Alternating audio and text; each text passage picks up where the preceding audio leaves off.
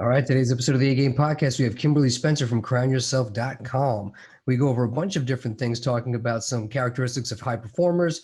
We talk about fulfillment versus achievement. We discuss why sometimes people achieve things, and then when they finally hit those dreams they've been chasing, they just don't feel like they have what they were looking for. And, a lot of people just don't appreciate living in the moment. They're always looking for the next thing. So we do talk a lot about how to celebrate some of your wins, no matter how big or small they are, some ways to be more efficient, to avoid procrastination, and just ways to take back your life and take back your accountability, and really, like she's teaching people, to double or triple your income in 12 months, increase your productivity, increase your quality of life. So she gives a lot of really good tips on there. She's a phenomenal person, great energy, very positive. I love surrounding myself with people like that. This episode, as always, is brought to you in part by Naked Warrior Recovery CBD. Go to nicknicknick.com/links.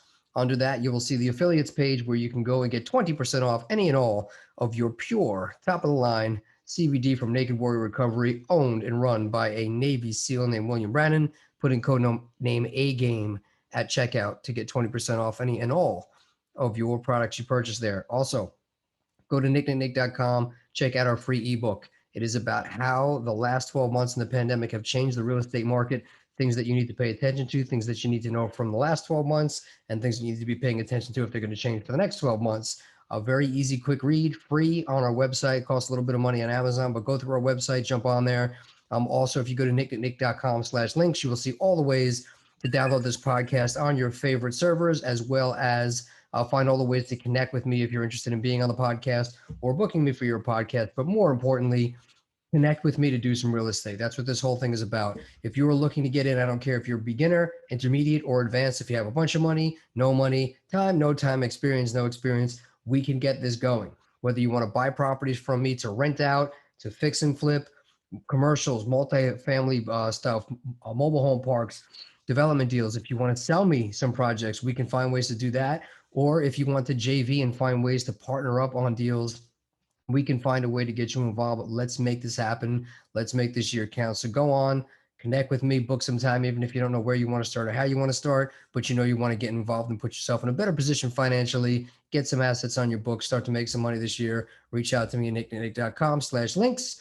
And also, you can reach me at podcast@nicknicknick.com. So get your nicks in there. Hopefully you guys had a great week. I apologize for not getting a podcast out on Monday. It has been a absolutely crazy week. It's probably the first Monday I've missed since I started doing this consistently. But I will do a really cool podcast on the project that we were working on that wound up taking up a bunch of my time. But it's a pretty cool story, and hopefully it turns out to be a great deal that you guys can take some value from. And that would be awesome. So thank you for listening. Thank you for supporting it. Hope you guys are having an outstanding week. Weather's starting to break. Hope everybody's safe and healthy. Enjoy this episode with Kimberly Spencer. Thank you.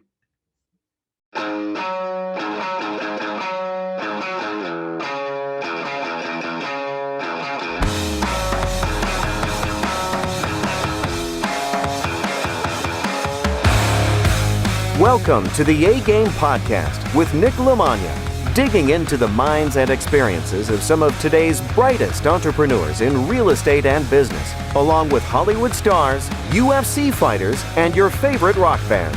People that have figured out how to overcome obstacles, take chances, live boldly, and no matter what they do, they always bring their A-game.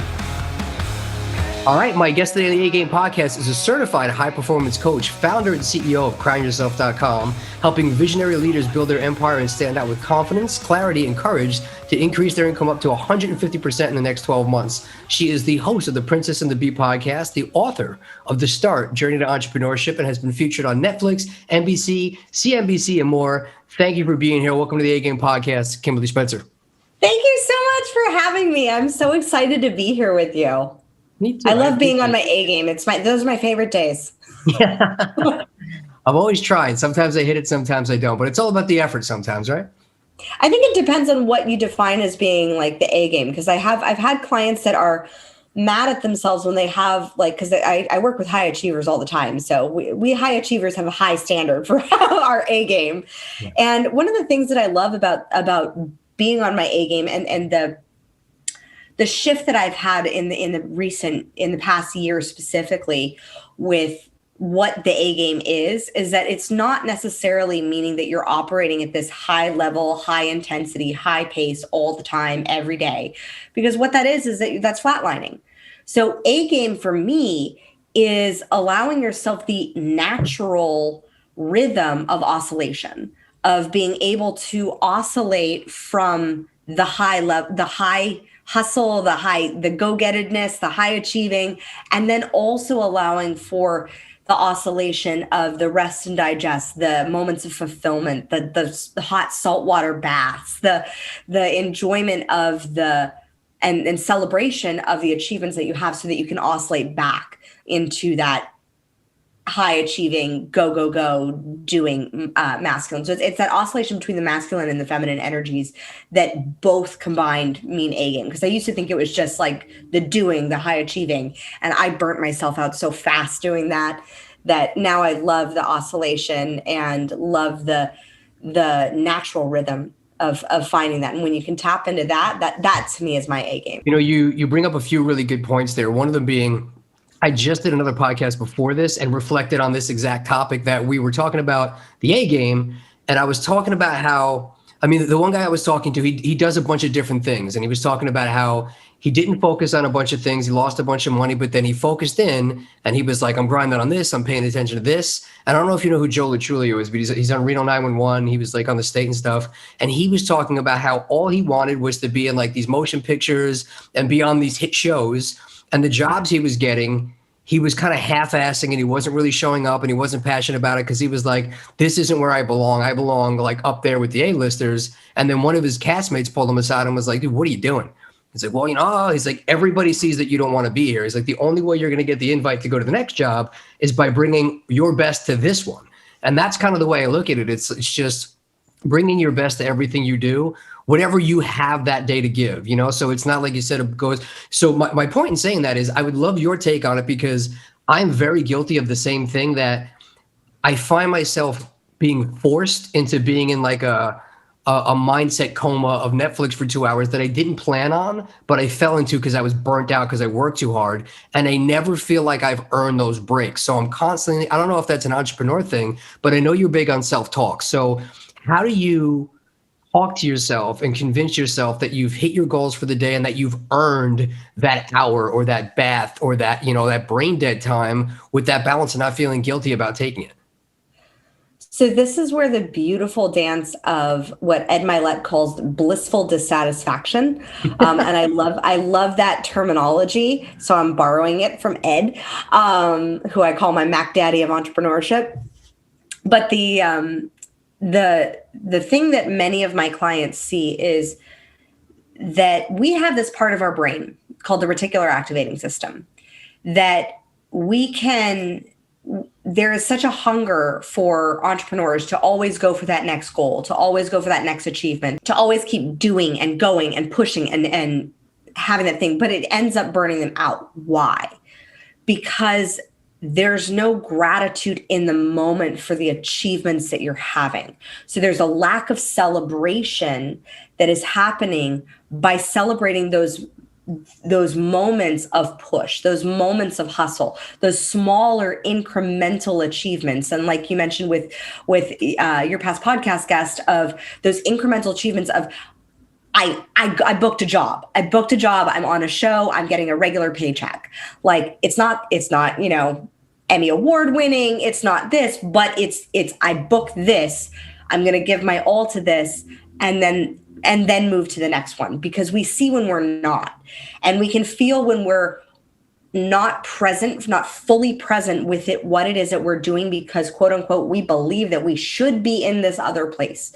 Well, you're not. So accepting where you are and being able to have that paradox and that dance, that you're exactly where you need to be right now to take that perfect next step. If you were where you thought you should be, you might tank. And like I've seen entrepreneurs who get to that place where they think that they should be, and then they blow it because they had no idea how to manage it, because they suddenly have that. And we see that with lottery winners all the time too.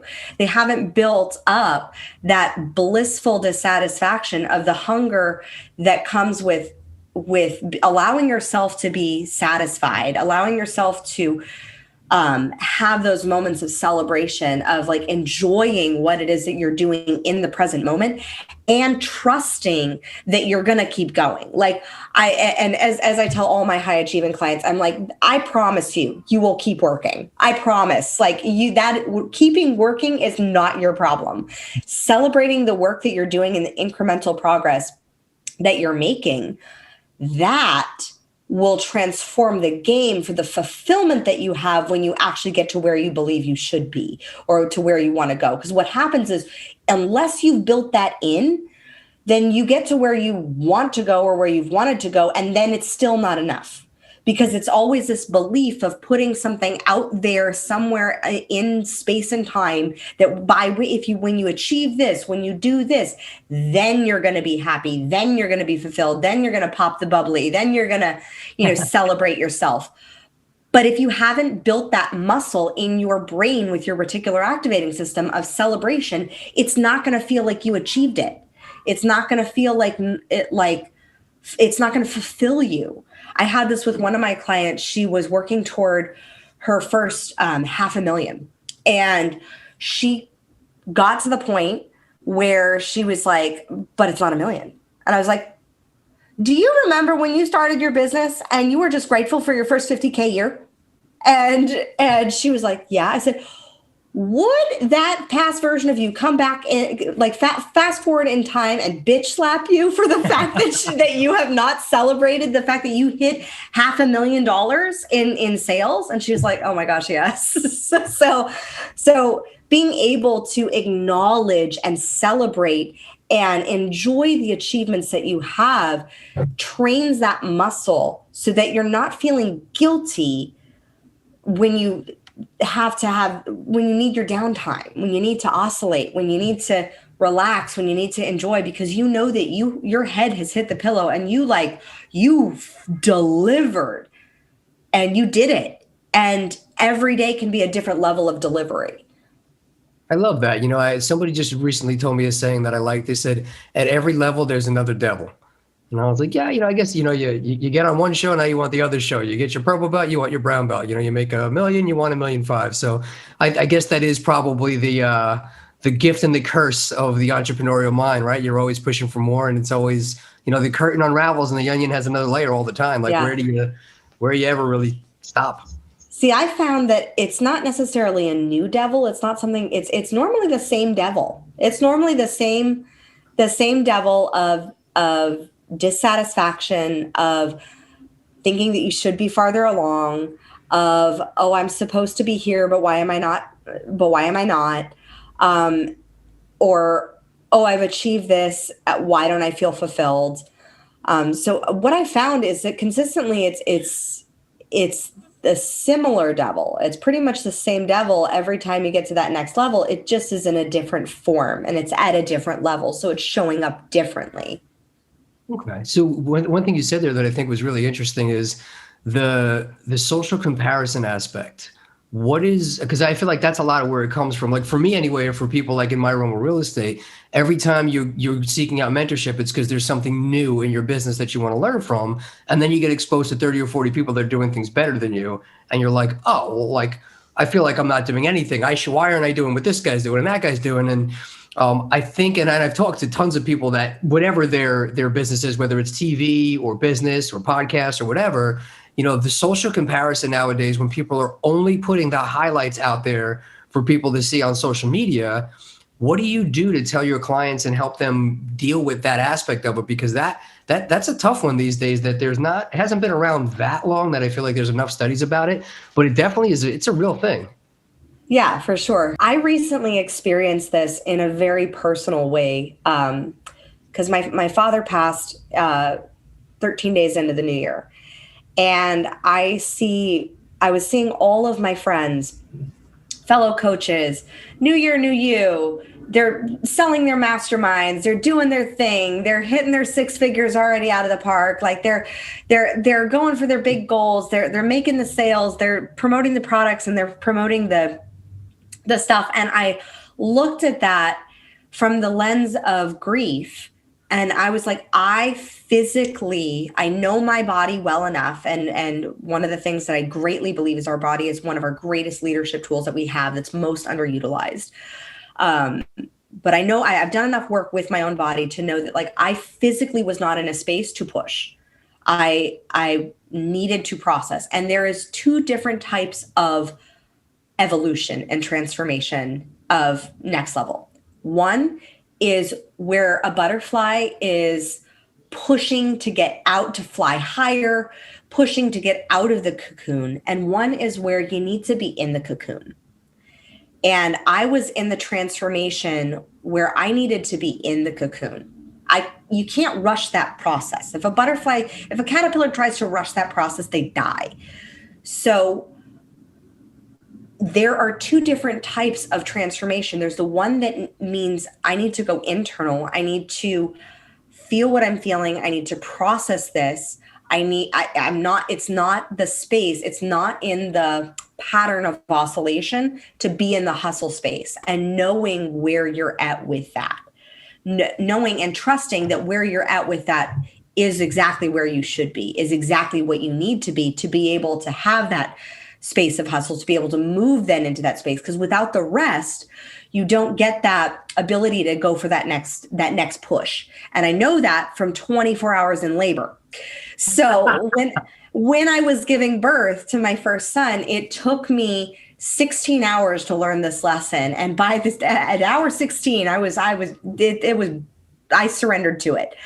And it was because I was fearing the contractions.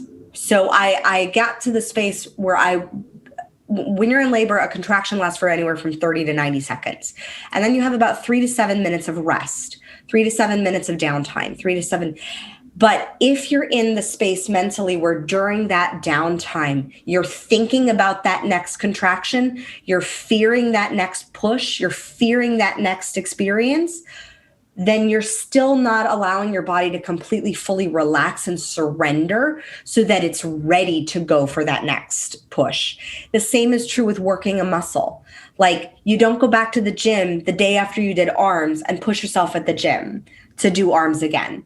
And also, we don't go back to the gym the day after we've done arms and then compare ourselves to every single other person there who's doing arms. And we're like, oh, I should be doing that too. You did that yesterday. Let yourself honor the progress that you made yesterday. Right now, your body is in the space of rest and repair, which is actually where the muscle gets built. But you need that rest and repair to be able to build that muscle. The same is true for every stage in business, is that you have the stage where you're pushing, where you're lifting, where you're going for it. And then you have the stage of rest and repair, and knowing what stage you're in is crucial to not burning out and to not going into overwhelm. I absolutely love that. I think that's a fantastic answer. Thank you. So, welcome. You said something else too that on that first answer that I thought was really important. You talked about fulfillment and achievement. And the thing that's always, two things, I guess, that have always stuck in my mind when I hear that. I have some friends that are UFC champions, and they work so hard to get there. And then I've watched interview after interview where they put the belt around you, and there's almost a sense of like I did it, like now what? And then there's that. It doesn't give you that feeling of achievement and accomplishment like you think it would give you. And I think the most famous example of that is probably Robin Williams, who's achieved all of these things. And then everybody found out the guy was miserable. For the CEOs and the high performers and the 1%ers that you're talking to, are you finding that tends to be something that when guys or girls are hitting their goals in business and they're realizing that it's not giving them that fulfillment, is that a common theme that's coming up? And if it is, how are you dealing with that or explaining that to them or getting around that? Yeah, one is definitely because I use Robin Williams as an example quite frequently as well, because that was one of the few celebrity deaths that just like it ripped me out. Like that, I loved him, yeah.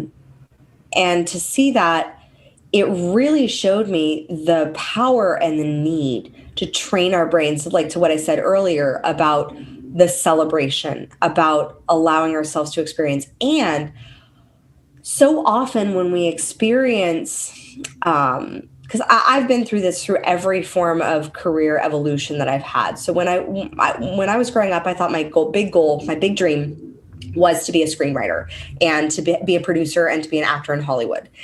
And I went for that dream all out. And I got curious. Instead of getting judgmental, I got curious when I started to fall out of love with acting. And it wasn't entirely the acting that I was falling out of love with. It was the fact that I'd processed emotions, I'd learned some new tools, and what I really needed acting for was to be able to be authentic again, to be able to understand my feelings, to be able to unshroud myself from all the plagiarized programming that I'd grown up learning about feeling your feelings, about what feelings were appropriate and all that. And I also fell out of love with the business of being cast as hot girl number 5, because none of those stories involved transformation. And that's always been the through line for every single industry that I've been in, whether it was Hollywood or Pilates and fitness or e-commerce business or now coaching. My through line for all of those businesses is transforming people's stories. And when I saw that the parts that I was going out for weren't transformational and then were just all had a number attached to them, I was like, no, I'm done with that. And same was true when I got my first feature film produced and distributed. And there I was at the premiere and I was like, this is it. And I was surprised as to why am I only 90% fulfilled? And instead of getting judgmental of oh, I should feel this way, I shouldn't feel this way, I should be grateful, I should be all of these things, I stripped myself of the shoulds and I got curious as to okay, well, this is interesting. What is it about this result that I'm not 100% in love with? And for me, I found that there were I prefer to have a bit more control. And that is my thing over the vision of what it turns out to be. And I learned what it was like to work with a writing partner and to work with a team and to work with a team of all male producers when I'm the only girl on the production team. And to be able to have that experience and to see, okay, I would have liked the vision to be this way. And so if I want the vision to be this way, what do I need to shift and what role do I need to then be in? For me, I found that more so that I now get to be the producer, the writer, the director, the performer in my own business, which is the best part of all the worlds for me. And that's what makes me so fulfilled, is because I get to be in all of those roles.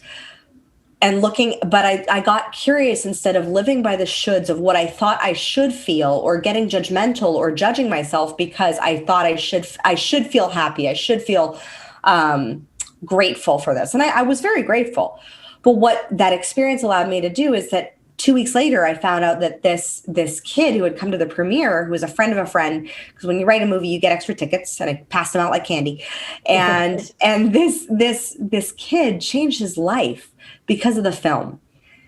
And I was like, oh, that I want more of that. I don't know how to get that. I don't know what I need to do to get that. But I want more of that. I want to be able to have that impact on somebody's life where they see a story, they experience a story, and they're able to change.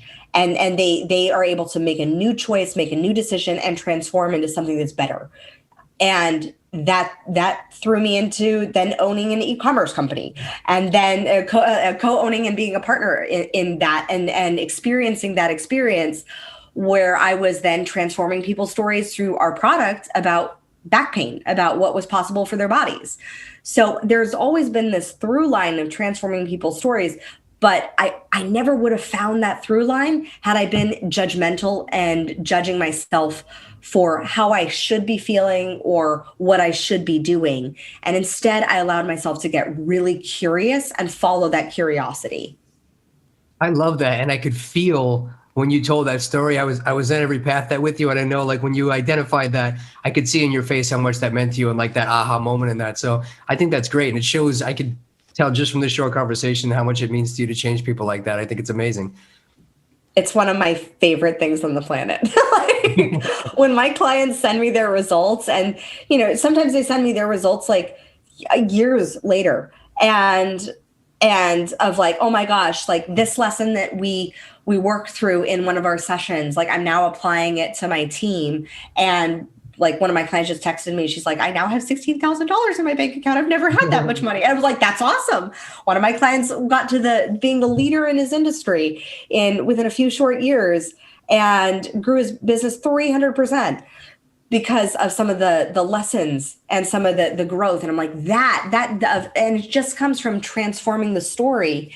So just like your friends who are UFC champions, the 3 stories that I've heard where people are, when somebody achieves at a certain level and yet still doesn't feel that fulfillment, one is that they don't believe that they're worthy of achieving it.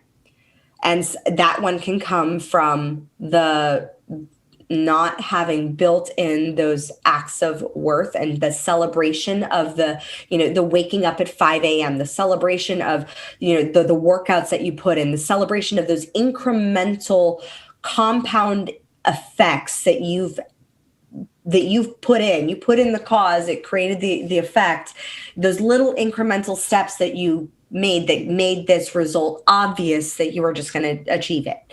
That's one. The second belief is not being enough. I did this. Now what?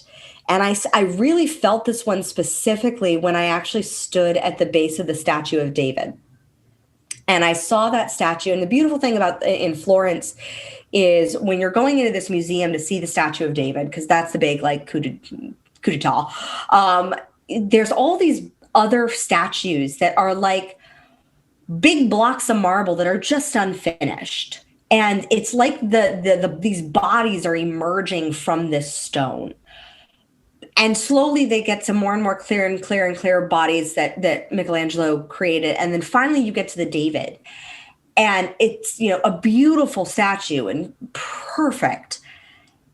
And the thing that I looked into the David's eyes, and this statue and what the artist was able to capture was so powerful, because the statue comes from that moment right after David slays Goliath. And so here's this kid, slays the giant, everybody's looking at him, and suddenly in his eyes, what I felt was, now what? Holy crap, now what? And it's that fear of enoughness, that fear, like, is this enough? Have I done enough? Or am I enough to then continue on with this mission? I know that I got to this level of achievement, and then now what? Now what do I do? And then how do you grow into that? Because suddenly you've worked so hard to achieve this, and now you're back to square one. You're now back to the new now you've gotten this level, and it's falling in love with that process of being able to say, okay, this big thing has been achieved. And now this means that I will be a newbie or a beginner in the next big thing that I'm going for. So there's sometimes that fear of am I enough to then achieve the next thing, or what is the next thing? And then the last one that I see is the belief of deserving.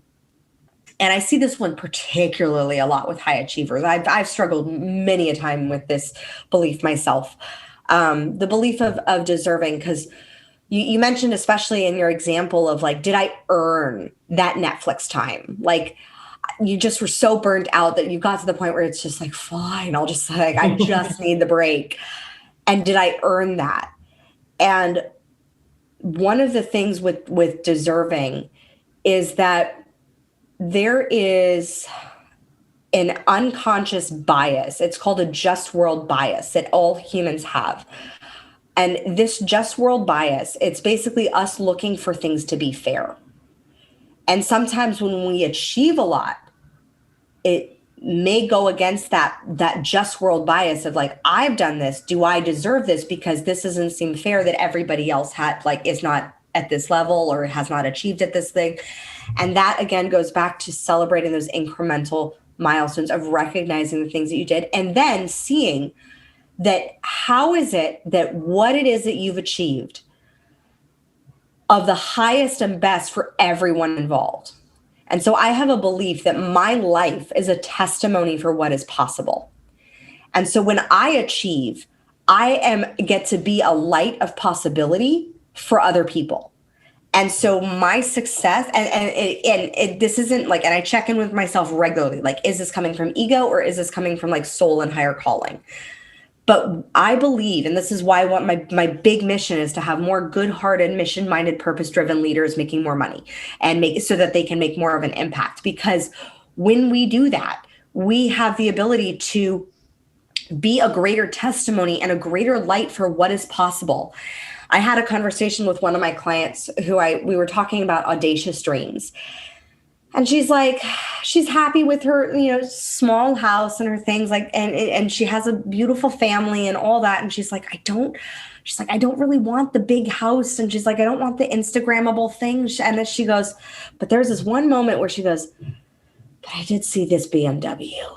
And I was like, okay. And she goes, but that just seems so like egotistical. It seems so, and she started to judge this desire that she had of like, do I deserve this desire? Do I deserve this dream that I have to have this really fancy, audacious car? And I said, well, imagine this. Imagine you're driving down the road in this amazing car. And yeah, you're going to get some looks from people. People are like, hey, dang. And yeah, you may get that like one person who's like, oh, that person's just, a rich asshole or something. But you may also get that one person. And I learned this from Marshall Goldsmith, who drives a really fancy Rolls Royce, apparently. He's a famous hypnotist. And he says he always gets that one person who's like, show me how you did it. How did you get to this level of success that you're able to have this really nice thing? And he goes, that's the person that story when I heard that him share that on Ed Milet's podcast, because I am a big Ed fan. When I heard him share that on Ed Milet's podcast, I was like, oh my God, these things that we have, the house, the car, the purses, the desires, these things that sometimes we'll easily compare ourselves to, of like, oh, I don't know if I can have that. No. If they can have that, you can too, because they had to acquire a certain set of skills that allowed them to get there. So when I was in this conversation with my client, I said, what would you teach this person who comes up to you who asking, how did you get to the place where you're able to have the success to have this car? And she goes, oh my gosh, I teach them about faith. I teach them about, because she was a very spiritual person. She's like, I will teach them about, my relationship with God and the spirituality and of side of entrepreneurship. She goes, I teach them, I was a single mom doing this. So she goes, I would teach them and show them from my struggles that like I came from nothing and was able to build this. So if it's possible for me, it's possible for them. I'd give them some systems and structure. I said, so basically you turn this car into a walking testimony of what's possible for other people. And so how can we allow our achievements to be exactly what we deserve because it's what we desire? And then we earn them through serving, through teaching how we achieve them. Ever wanted to play the drums? Or do you want to get your kids some drum lessons to burn some of that energy while they are all locked up? Take advantage of a free drum lesson with one of the tri-state area's most respected drummers, Dan Lamagna. Dan Lamagna has played in such bands as Crown of Thorns, Suicide City, Biohazard, The Real Mackenzies, Sworn Enemy, The Walls of Jericho. He's played all over the world, and he's also endorsed by such companies as DW, Vader, and Sabian. Dan has taught tons of people from all different age groups and all different music styles. He can teach adults, kids, advanced, beginner, any types of styles from metal, all different types of percussion, whatever style you want. Get a free drum lesson today from Dan. All you need to do is text the word drummer, DRUMMER, to 833-632-0585. Again, text the word drummer, DRUMMER, to the number 833-632-0585 for your free online drum lesson. That's excellent. So a lot of it seems like it comes back to self-talk and celebrating your wins, which makes me ask, is that where the term that you crownyourself.com, is that kind of what that is? Like crown yourself, like appreciate your wins, celebrate your victories? Is that a connection there, or did it come from somewhere else? Oh, Crown Yourself came from a lot of different places, but it definitely is a part of it. It's really, Crown Yourself is about ownership. And so owning your messes, your mistakes, and also owning your successes, your achievements, the things that you've been able to do, the things that you've been blessed to have. Like, it's not an either or game. It's an and game. Like, the mistakes, the messes, those can be the testimony for the people who are currently in their own mistakes or in their own messes, thinking, I'll never be successful, I'll never be able to achieve this because of this thing, where they're blaming those mistakes. And you, as the leader, get to say, hey, I also made those mistakes too. I also messed up. I also did that thing. And now I was able to evolve from that. So here's what I've learned from that mistake. The other part of it, the flip side of the coin, is owning your achievements, owning your desires, and trusting that your desires were, like, I am of the belief that your desires were placed in you by the divine. Like, you wouldn't have that calling to do that thing if it wasn't meant for you. So leaning in to the fact that you have that, and trusting that calling, trusting that desire, and that when you achieve that, allowing that to be of service, allowing that to be a guiding light for other people. Because sometimes the service is just giving someone else the permission that they can do it as well. That in and of itself can be a service. I love that. And going back to the Rolls Royce story, I think to me, that's, again, the biggest thing is when I'm trying to justify the stuff that I do, that always is the thing that makes me feel okay with it. When I'm like, you know what, like, if I can help somebody to learn from my mistakes, or I can inspire somebody, because that's from just doing this podcast, you hear all these amazing things. And I've been to Florence, I've been to Italy, and I was reliving it as you were talking through it. It really is amazing as you walk up to the David and you're there. And one of the things I took away from Italy after going and sitting, in front of the Pieta at like St. Peter's and seeing all these amazing things, you would see this amazing, like, historical, famous, timeless pieces of work. And then you would go to another church or another part in the same building, and you'd stand on the person's grave, and you'd realize this was just a person. This was just some dude from somewhere or some lady from someplace that did something amazing that was just like me when they were here. And I feel like that was an inspiring thing of like every amazing thing in this world that's been created or thought up or done came from somebody just like me. So why not me? I think that was a very eye-opening thing for me to see that, like the work and then the person, and be like, this is really the constant between everything, is we're all people. Yeah. And I have an exercise that I do with my clients of looking at all of the, and I do this because I figured out doing this myself. I went to a seminar, and they were celebrating all of these achievements, and I got to be celebrated as one of them. And I was like, oh, but I was being celebrated with women who had made less money than me, with women who had made more money than me. And suddenly I had this like calling, this like inner knowing to just start writing it down. And I just started writing down, I can, and whatever they achieved, I wrote it down. I can, and even if it was something that I'd already achieved, like I would write it down, and just to reintegrate and reiterate to my brain, and to build that repetition muscle of, if she can, I can too. And that's the biggest thing that I see with people who struggle with comparison and with jealousy. Jealousy for me is such an indicator. It's like, I think of our emotions as packages. And so when you receive a package that is like the package of an emotion, inside it is something that you value or something that you desire. And so being able to unpack that emotion of jealousy, every time I look at it and I'm like, oh, it's just because I want this thing, or it's just because I desire this thing, or, oh, it's because I value, this thing. I value being of service. I value being of impact. I value making money from a place of integrity. I value this thing. So allowing it, the emotion of jealousy, because it's a natural thing for it to get triggered. When you feel those comparison thoughts, let it be an example of what it is that you want. And so and the biggest question that I ask that stumps most people, it's the most simple question. It's, what do you want? And most people give a list of everything they don't want rather than of what they actually want.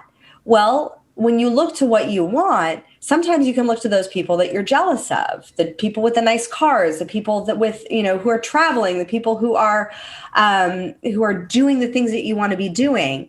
Well, what is it specifically about that person that you're jealous of? What is it that they have that you actually can use that as a signal of like, oh, I want this? Because there's only so long that you can drive forward looking in the rearview mirror. And so that's what I think of, like driving forward, looking at what you don't want.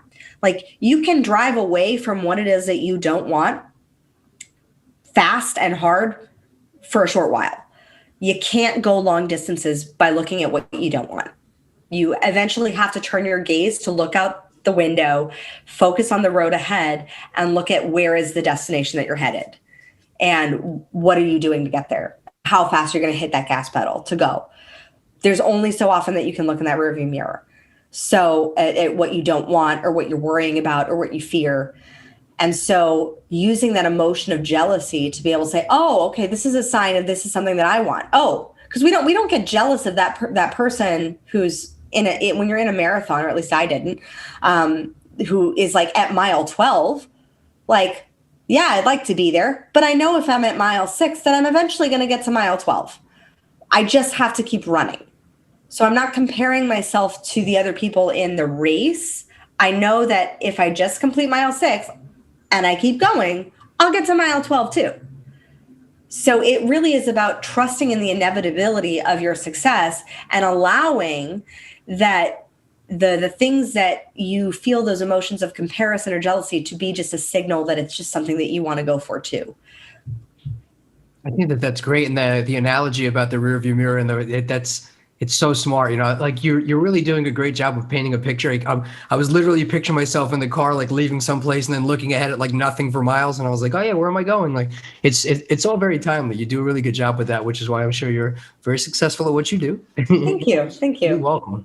Something I definitely want to touch on, because this is, again, something that we talked about before, and I made a really bad joke, but touching on procrastination and just performance stuff, I'd love to know some productivity tips for not procrastinating, which, I've tried so many different things. Sometimes they work, sometimes they don't, but getting through that, and I know the term swallowing the frog and doing the things first, but there's all that self-resistance for a lot of the important things. And there's days that I wake up at 4 a.m., and then 2 o'clock runs around and I go, I've been up all day, I've been working all day. I don't feel like I did anything, and I don't know how that's possible. So some tips on that, and then how to track that too. Like, even I've been writing things on a whiteboard and color coordinating, but I'm trying all these different things to really prioritize my day. So I would love to hear tips and secrets that you've come across from working with people and stuff you've done yourself.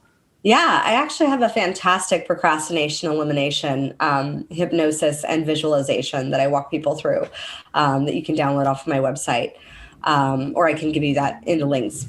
And that is a really powerful visualization tool to understand like what procrastination really is. And procrastination, it's so often, and I know I have a very familiar relationship, because like I said, we're in our pre-conversation, I was an expert at procrastinating. Procrastination and prioritizing, the way to decipher what is the thing that is the priority is what is the action that requires the most courage from you. And what is the action that produces the greatest result, that leads to that next step. So sometimes, for example, when I first started my business, I spent 1.5 years in creating a business. I had a beautiful website. I had the logo. I had the domain name. I had all the nice things. Literally was making $0 in it. Why? Because I was avoiding the one thing that scared the crap out of me, which was talking to people, building relationships, and possibly getting rejected. And especially for my, a work that I hold so lovingly and so dear to my heart, when you're doing your what you feel is purpose work, sometimes when you get rejected, it's like you kind of take it personally. And that was the one thing that required courage. So when I saw that the one thing that I needed to shift was the thing that scared me the most, was starting to put myself out there, starting conversations, inviting people to have conversations, inviting people to work with me. That act of courage started to build that momentum and that traction.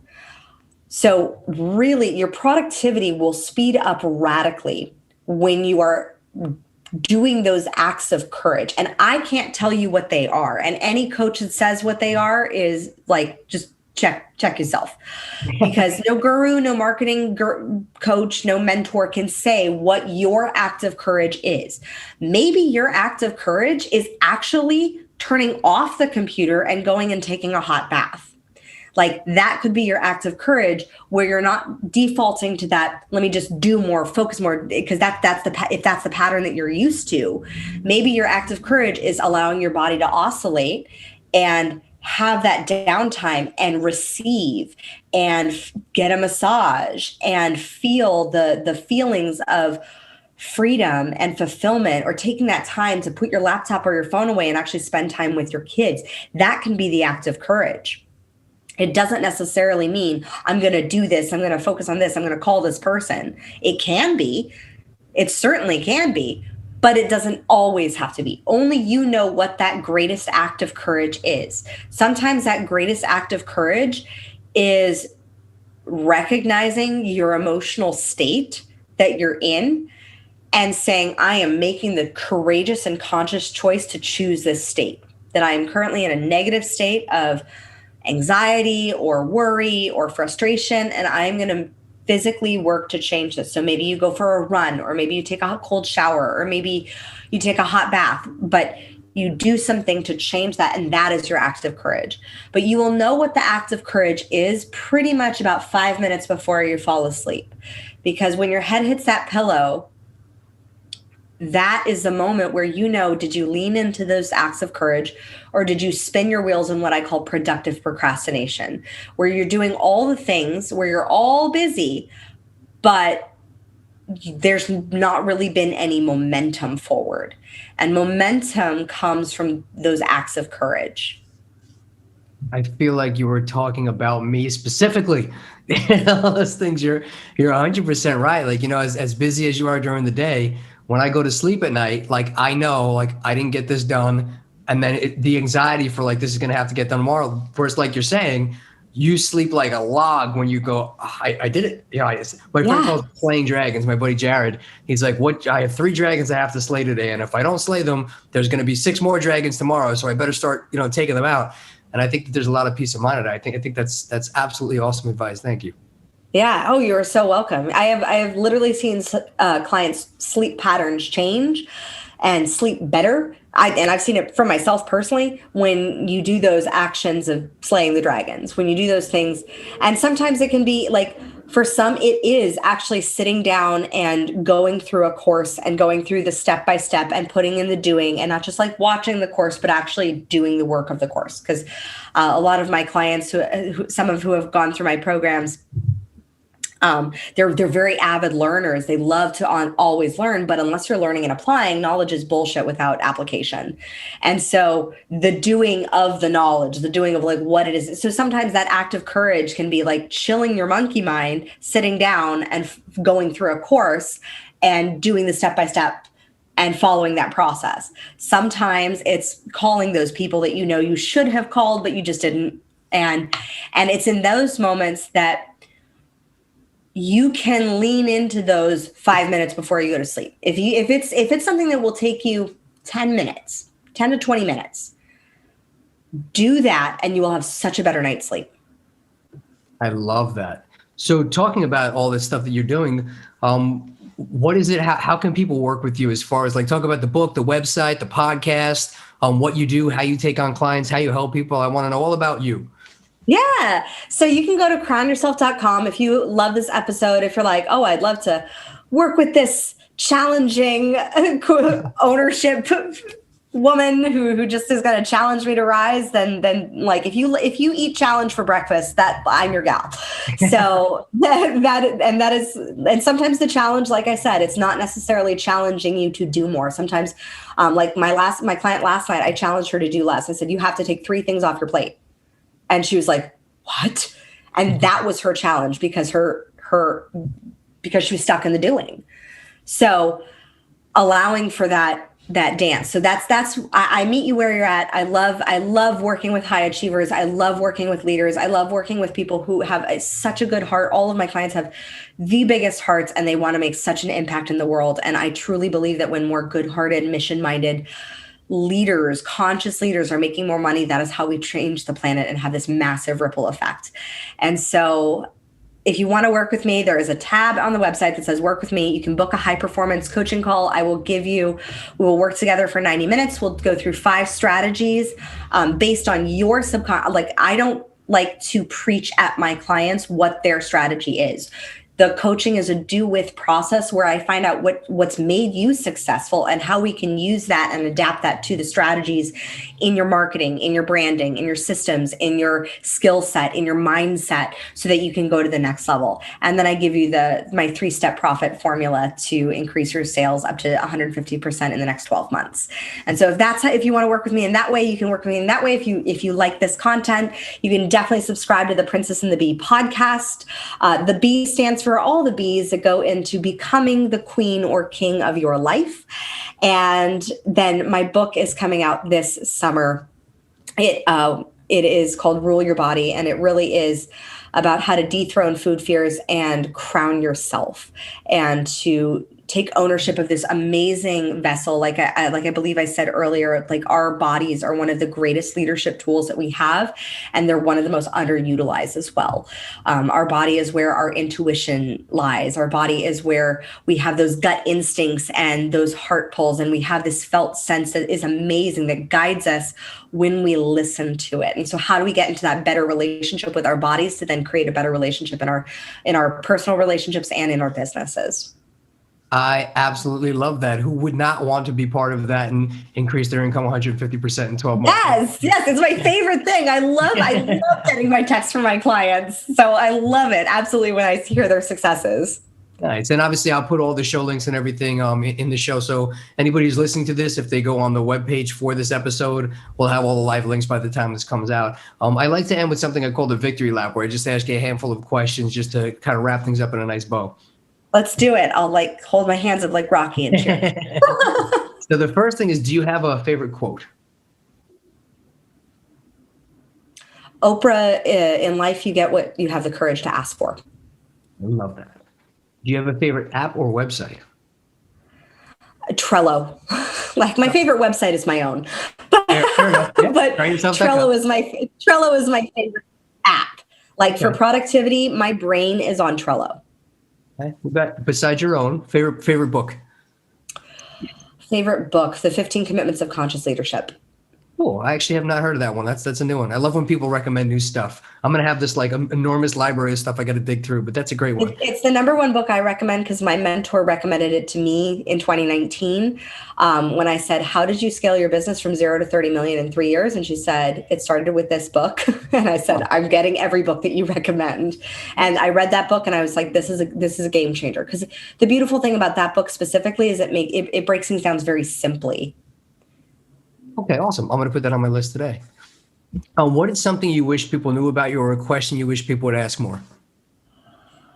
A lot of people think I'm naturally extroverted, and I'm not. Extroversion is something that I learned and had to practice. And so when introverts come to me, they're like, oh, but you're so, like, you just stand out. And I'm like, yeah, I had to learn that. And so that's a skill set.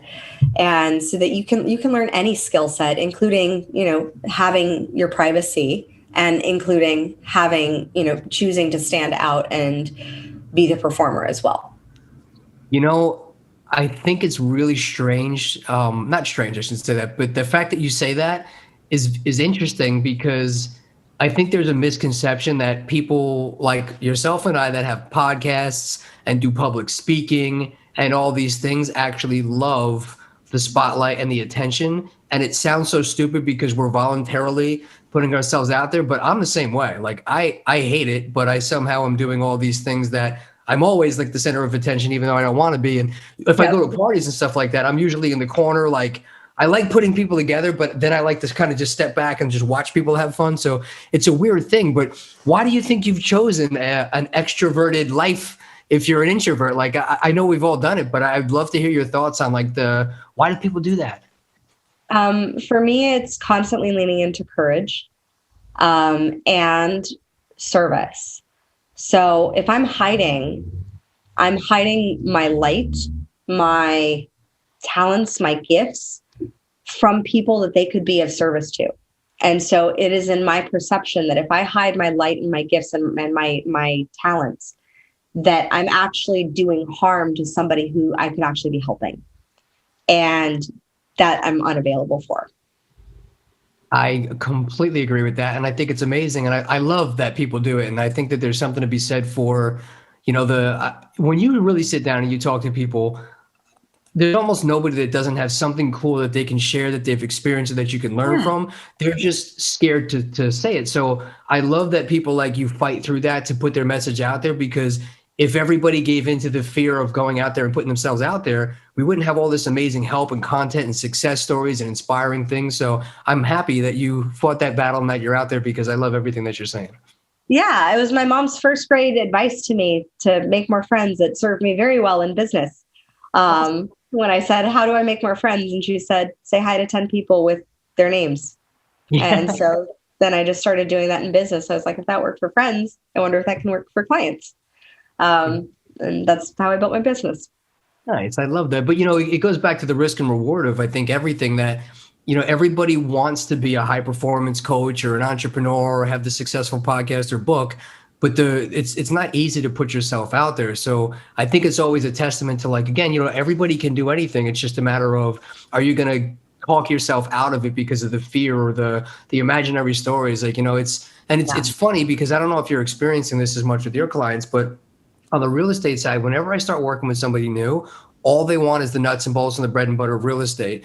And then most of the conversations turn into mindset and self-talk, which they told me, I don't want any of that. And then that turns out to be the main thing that drives them. So it really comes down to everything. So I think there's a massive need that you're filling for exactly what you do. Most people come to me for productivity and for their systems, and for strategy. And it always ends up like the greatest strategy you could ever have is believing in yourself. Like, and that really is, like, it sounds cheesy and you can put it on a bumper sticker, but it is the greatest strategy that you can have is your belief in your ability to figure things out, and trusting yourself is one of the greatest skill sets to develop as a leader. It's one of the number one ones that I work on with my clients is developing their ability to trust themselves again. Fantastic advice. I know you have a bunch of stuff you got to do. I want you to be able to enjoy where you are. One of the last questions I'm going to ask you is, knowing what you know now about life and business, if a younger Kimberly Spencer came up to you and asked you for advice today starting out, what advice would you give a younger you? There are so many versions of myself, because it depends on what version. Like, my 5-year-old self was pretty audacious. My 17-year-old self was very self-destructive. So for the 17-year-old self, I'd say, I'd give her a big hug and say, you are so loved, you're so wanted, and you're so needed in this world. My 28-year-old self, after I was bought out of my e-commerce company, I would give her a right smack punch in the jaw of love, of saying, stop blaming other people for where you are right now, and choose to step into owning your reality and choose to live with courage again. That was the beautiful thing about being bought out of my e-commerce company, was I never before experienced crushing doubt about my skill set or my capabilities. And that experience did bring that with it as a gift. So now I have massive empathy for my clients when they come to me in that space of doubting themselves, because I've been there. And so being able to see how that was such a gift and see how alignment is so essential. And so I would tell my 28-year-old self, stop living in productive procrastination, do the courageous thing. This world needs your message, and take ownership of your state, and stop being such a freaking victim of your circumstances. So that is probably not surprising to you, and probably not to me either at this point. But the most insightful answer to that question I have gotten that up to this point. Really? Oh my gosh, thank you. That was awesome. Well, you've been awesome. I got a lot out of this. I'm sure the viewers are going to get a lot out of this too. We talked about going on your website, but is there any other ways that people can find you or any final thoughts you want to leave us with? Yeah, you can find me on Apple Podcasts at The Princess and the Bee. You can find me on Instagram at Crown Yourself Now. You can find us on YouTube at Crown Yourself. So we're all over the place. Awesome. And again, I'll share all those links, and I really appreciate it. I'm very sorry for your loss, but you have a great attitude and a great head on your shoulders, and I really got a lot of value of everything. And your website has so many good resources on it. So it was very nice to get on and talk to you and get to know you a little bit. I'll definitely be checking it out. I encourage everybody else to do the same. Thank you very much, Kimberly Spencer. You definitely bring your A game, and I appreciate having you on today. Thank you so much, Nick. It's been a pleasure. You're welcome. I'll see you soon.